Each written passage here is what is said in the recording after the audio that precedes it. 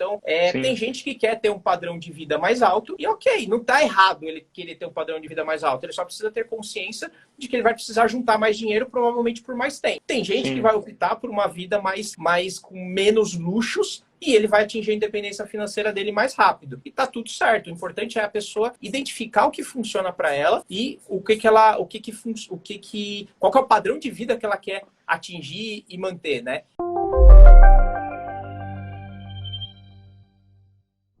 Primeiro, eu acho que é importante dizer o que significa independência financeira. Pode explicar aí pra gente? Independência financeira, as pessoas às vezes confundem com aposentadoria, mas assim, o conceito da independência financeira é você ter um patrimônio que gere uma renda que seja capaz de cobrir os seus gastos. Então você precisa de alguns conceitos básicos sobre isso. Você precisa saber quanto que você gasta de dinheiro, você precisa saber quanto que você tem efetivamente de patrimônio, você precisa entender quanto esse patrimônio está rendendo. Tecnicamente falando, é isso. Mas ainda Uhum.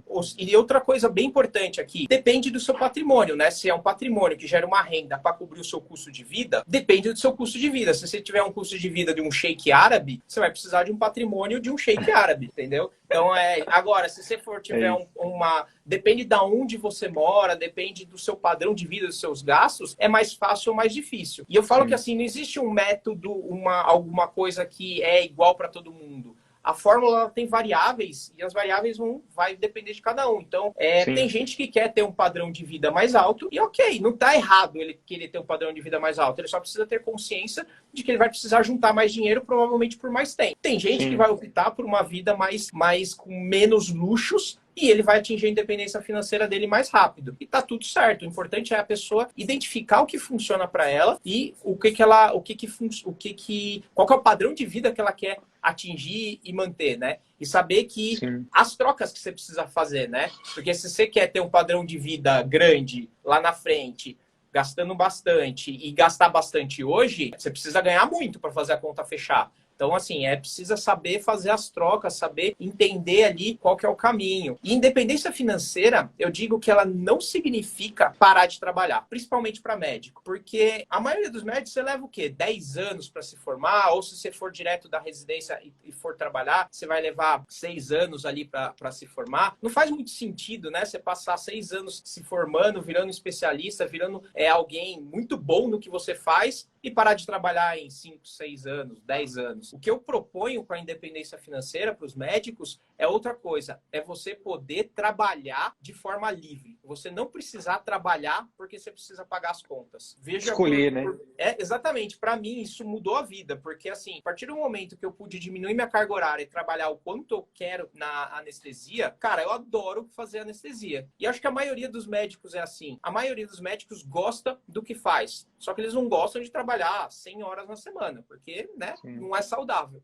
Mas Sim. você ter independência financeira, você ter liberdade para poder trabalhar com o que você gosta, fazendo o que você acha que é legal. Entendeu? Então, essa Sim. é a grande vantagem. Assim, o objetivo não é a independência financeira. O objetivo é a liberdade de fazer aquilo que faz sentido para você. Seja empreender, pode até não ser fazer, pode até ser não fazer nada, mas é uma escolha. A minha ideia não é que os médicos parem de trabalhar, atingem independência financeira e vão para casa. Não, é que eles trabalhem com liberdade. Que ele vire e fala, nossa, agora eu posso realmente exercer a minha profissão, estudar a minha área, fazer aquilo que eu gosto, sem me preocupar em ter um monte de boleto para pagar, ter que dar plantão, aquela escravidão que às vezes muita gente cai dentro da medicina. A gente chama de círculo vicioso da medicina, né? Que tem a ver com trabalhar com um padrão de vida muito alto, aí você tem que trabalhar muito, em lugares que você não gosta, para manter aquele padrão. Quanto mais você trabalha, aí você trabalha de forma insatisfatória para você, para os pacientes. E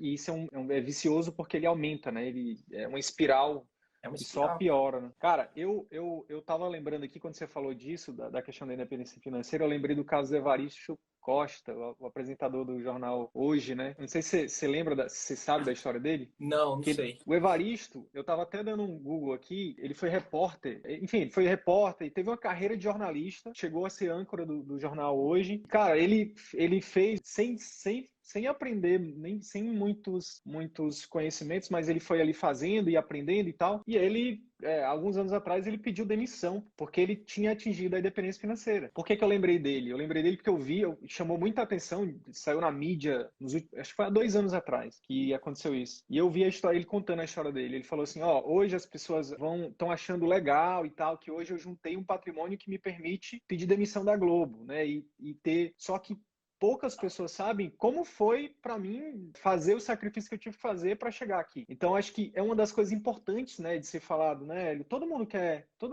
ter independência financeira, todo mundo quer ter liberdade, todo mundo quer ter essa possibilidade de trabalhar com o que ama, fazendo o que ama. Mas cara, não tem jogo, não tem mágica, né, cara? Não tem estratégia como você trouxe aí na sua história, mas envolve também. Aí a gente vai falar sobre isso, né, a partir de agora. Envolve também paciência, envolve escolhas difíceis, né? Porque eu vejo que as pessoas, elas querem, por exemplo, elas querem o ônus, mas não querem o bônus, né? Tipo, no nosso caso aqui, né? Eu quero atrair mais clientes, como é que faz? Aí a gente fala, ó, você tem que produzir conteúdos para a internet. Não. Não tem outra forma, não, de...